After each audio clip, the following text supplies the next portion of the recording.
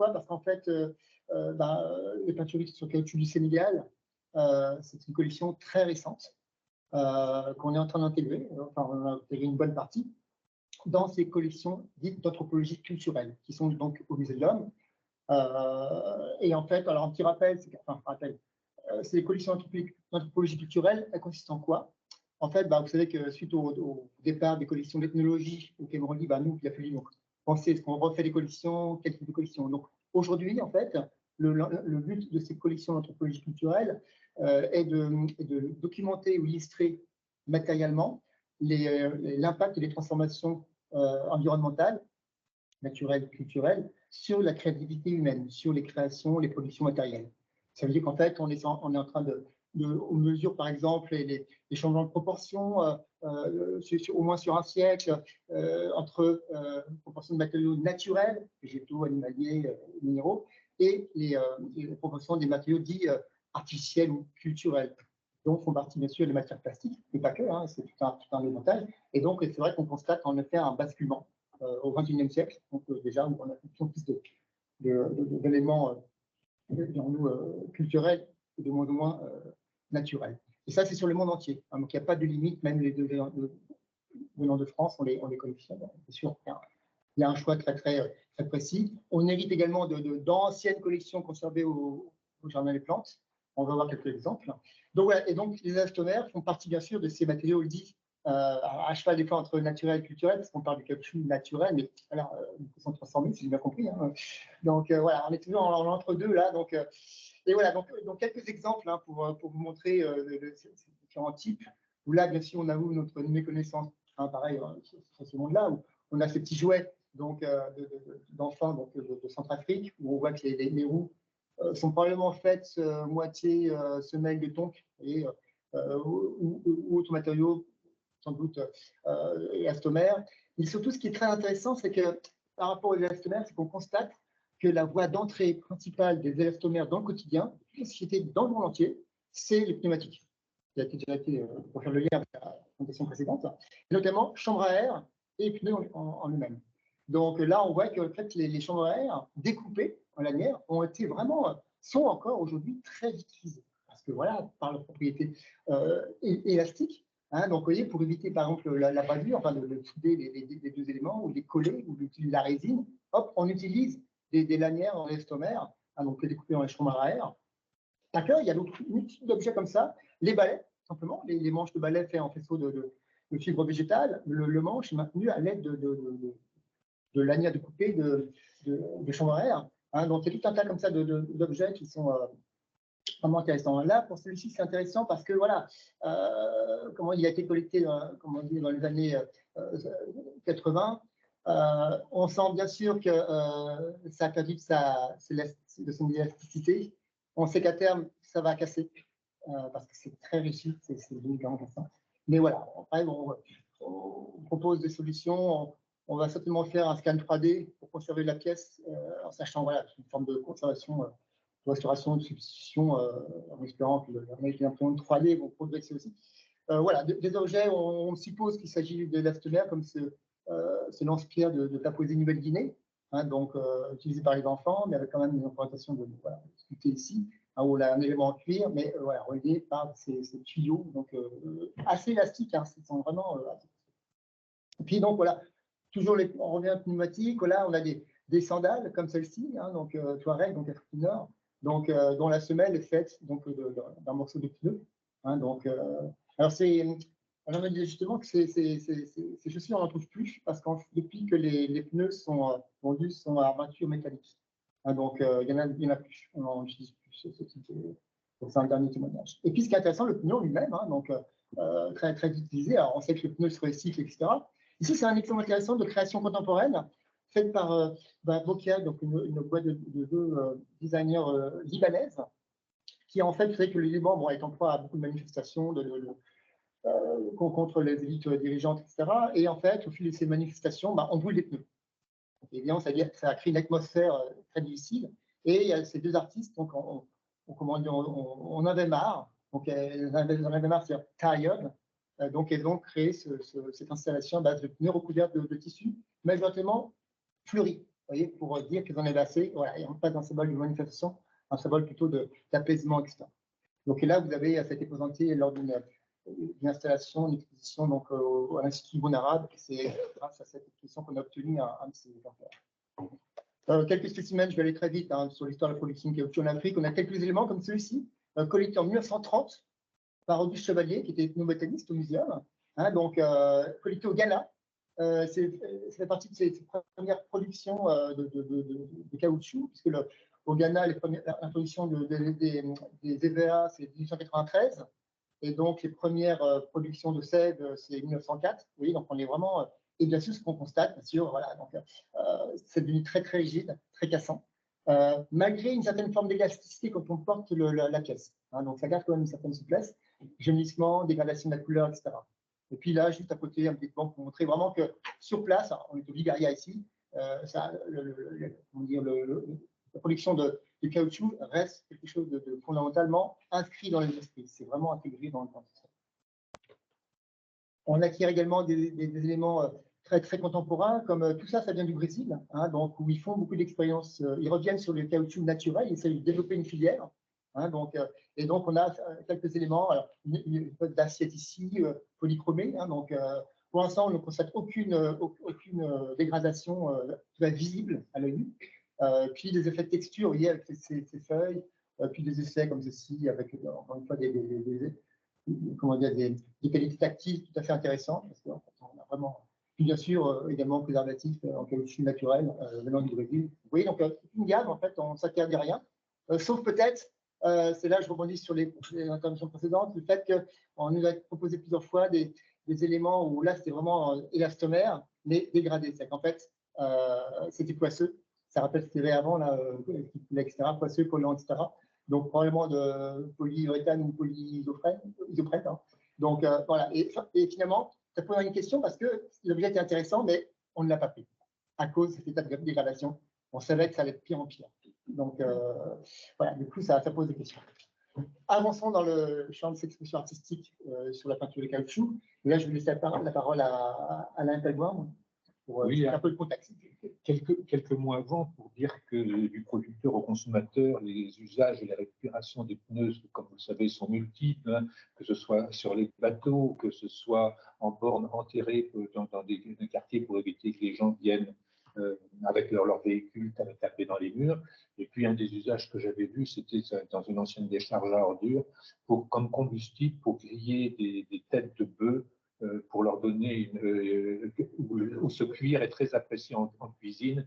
Et effectivement, je vois vos grimaces. Et puis, vous avez un usage contemporain qui malheureusement fonctionne très bien, qui est le collier de pneus. Pour tuer un adversaire ou une personne avec des ailes sorciers, on lui met un pneu autour du cou, on met du carburant et on l'enflamme. Parlons d'usages plus heureux. Non, mais les usages sont divers et il faut bien les décider. Là, on a un usage qui est directement du producteur au consommateur, qu'on a vu apparaître dans les camions berliers, rappelez-vous, des années 50 dans le désert, où d'une part, les chambres à air ont été récupérées pour faire les élastiques qui permettaient d'assurer la contention des bagages, et puis très rapidement pour faire des pare-poussières qui, dans un premier temps, n'étaient pas décorés, pare-poussières, bavettes, mais pour ces véhicules qui, en fait, sont des véhicules millionnaires en kilomètres, où il s'agit de leur redonner une jouvence très régulièrement, associés à des peintures, à des peintures avec des arts populaires très spécifiques, variables d'un pays à l'autre selon les continents. Là, nous vous présentons quelques exemples récents du Sénégal, de bavettes arrière de camions, bavettes arrière de motos. Et puis, il se trouve que, vas-y, autre type de bavettes, qui soit reprennent le nom de la marque du véhicule, toujours pour ces véhicules qu'on essaye de rajeunir, rappeler la marque, même si elle est un peu oubliée vu l'ancienneté du véhicule, et qui reprennent des éléments de peinture populaire. Là, à gauche, le motif classique du chasseur qui a tiré un coup de fusil à un coup sur le lion et qui fuit le lion et qui passe de Charigon-Silla puisqu'il va se réfugier dans un arbre où il y a un python qui va le dévorer. C'est un motif classique de la peinture populaire. Suivant. Et puis, il s'est trouvé que j'avais été très frappé à partir des années 90, même avant, par cet art populaire des camions. Puis j'ai un côté névro-obsessionnel, collectionneur que certains partagent, j'imagine. Et donc, j'ai cherché les moyens. Donc, j'avais pris contact avec les auteurs de ces bavettes que vous voyez, de ces indicateurs de direction accrochés à l'arrière des véhicules pour indiquer le sens de déplacement. Donc, qui sont des motifs assez classiques. Et ce qui était aussi des peintres de cars rapides, dont on va en parler dans quelques instants. Et les peintures que vous voyez à droite sont des peintures en fait que j'ai fait faire. Ce ne sont pas des peintures en usage, ce sont des créations artistiques par des peintres de cars rapides et leurs apprentis, peinture suivante. Et ça a abouti, cette longue préparation avec ces peintres, a abouti à une confiance avec ces peintres, ce qui fait qu'en 2014, lorsque le projet du nouveau musée de l'homme était en place et qu'il s'agissait d'essayer de trouver dans une anthropologie contemporaine des objets marquant la modernité, marquant d'une façon différente que l'ère coloniale, les rapports nord-sud, le car rapide, c'est-à-dire en l'occurrence là, c'est une super goélette Renault, pour l'empire, l'ex-empire colonial français, ça serait le minibus Volkswagen pour la RDC. Enfin, et puis vous retrouvez ces véhicules qui sont en fait des véhicules réformés des pays développés qu'ils exportaient dans leurs anciennes colonies ou dans les pays du Sud et qui ont été récupérés, qui ont permis de créer des transports en commun, des camions. Et là aussi, toujours cette cure de jouvence, ces véhicules millionnaires, il fallait refaire avec des savoir-faire de tôlerie, de mécanique extrêmement sophistiqués. Il s'agissait de leur redonner une jouvence. Et au Sénégal, s'est mis en place un art populaire très spécifique, avec une sémiologie très spécifique des différents motifs qui existaient. Et donc, lors de la rénovation du Musée de l'Homme, j'ai proposé d'en rendre compte dans notre musée. Alors, dans un premier temps, il n'était pas question de rapporter un car rapide entier, mais chance, les fenêtres qui permettaient de faire entrer faisaient 1,85 m et le car faisait 1,80 m de largeur. Donc, on a pu récupérer un car. Et donc, vous voyez à l'arrière, j'ai fait fixer ces indicateurs de direction. Et puis, j'ai également fait faire par les peintres des tableaux sur caoutchouc qui racontent l'itinéraire du car rapide depuis Saint-Louis du Sénégal jusqu'à la place du Trocadéro, où on reverra en dernière image, où on retrouve des vendeurs sénégalais de Tour Eiffel pourchassés par la police et les mariés du monde entier qui viennent se faire photographier. Donc, bien sûr, la question qui se posait, on a examiné de près ces indicateurs de déplacement, ces différents panneaux, bavettes, etc. Et en fait, la question qui s'est posée, c'est d'où sortent ces plaques d'élastomères. Et en fait, bien sûr, on avait des pneus, des morceaux de pneus, comme certains, mais ça ne suffisait pas. Donc, la longueur faisait que finalement, on s'est posé la question d'où est-ce qu'ils extrayaient ces grandes plaques. Et on suppose qu'il s'agit de ces tapis roulants utilisés dans les aéroports pour le fret. Dans les mines. Dans les mines, également dans les aéroports, parce qu'on a des Sénégalais qui travaillent ici dans ce domaine. Et en fait, on trouve sur le revers, on trouve deux types de surface. Une surface comme ça, très très dense, donc comme celle-ci, donc granuleuse, etc., très régulière. Et puis une surface avec des fluorescences parallèles à la longueur de la plaque. Donc voilà, donc c'est une vue en grossissement. Bien sûr, ce qui est intéressant, c'est pour répondre à une interview ce matin, on voit que à l'intérieur, quand on regarde de près, il y a des inclusions, peut-être de la minérale, c'est vraiment très très grossier, entre guillemets. Donc, ce qui fait qu'en effet, ça appelle, dirons-nous, une question de comment les conserver à terme. On voit également sur le profil sur les différentes couches d'élastomère. Donc, alors, bien sûr, comment ça va se comporter. Ça assure une certaine souplesse. Ça conforte une certaine souplesse. Mais voilà. On a également des surépaisseurs qui sont enfin maintenus par des cols thermophysiques, pistolets thermocolle. Donc, voilà, ces cols pour l'instant tiennent bien la route, je peux le dire, mais en fait, à terme, elles risquent de se défaire. Donc, qui signifie également, donc, la peinture déborde largement sur le profil. Mais en tout cas, voilà, pour l'instant, voilà, ils sont en très bon état, on va dire ça comme ça, mais ça se dégrade quand même très vite. Parce que ce n'est pas tellement un problème d'oxydation forcément, mais c'est dès qu'on manipule, on a une différence de comportement entre les deux matériaux, le matériau l'élastomère et la couche picturale qui est faite à base de la peinture acrylique. Pas que, parce qu'on sait que certains peintres font des mélanges expérimentaux, etc. Et bien sûr, c'est une couche relativement épaisse, hein, donc, qui a tendance, dès qu'on touche l'objet, ça craquelle comme ici, hein, des fractures parallèles, ou avec même des pertes de matériaux par écaillage, etc. Et ça, c'est un véritable problème parce que la question de fond qui est posée, si on acquiert ces collections, c'est pour pouvoir les exposer. On va les exposer. À terme, c'est une collection pionnière. Hein, donc, on sait que voilà, il y a déjà des collègues du musée intéressés par ce type de production. Hein, mais voilà, la question, c'est que toute manipulation, même en étant sur des supports rigides, amène à des phénomènes de dégradation progressive, plus ou moins visibles à la vue. Et ça, c'est un véritable problème parce que voilà, il y a d'autres éléments comme ça.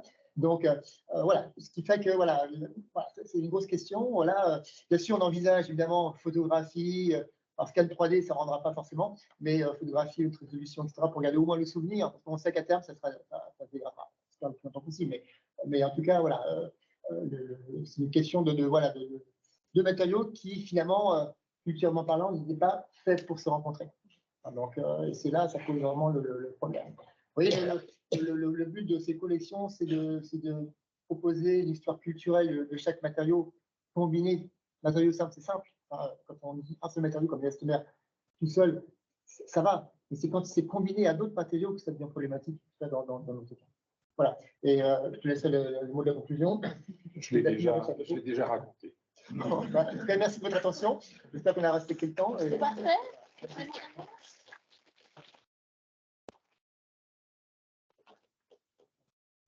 C'est intéressant parce que